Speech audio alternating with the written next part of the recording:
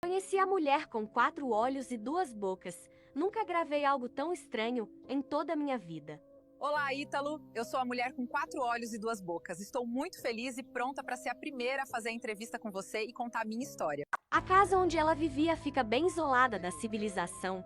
A casa estava muito abandonada e muito velha. Tive o prazer de conhecer a sua mãe e conhecer a casa. Sem dúvidas, foi a entrevista mais legal que já gravei. Enquanto minha namorada explorava a casa, eu tive que sair para buscar os equipamentos de gravação. Então fui junto com meu amigo até nosso carro. Ele estava a mais de 1 hora do local da gravação.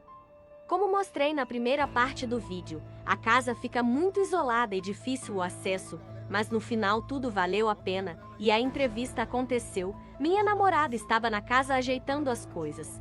Se quiserem a parte 3, comentem a palavra entrevista. Irei postar a continuação final com a entrevista.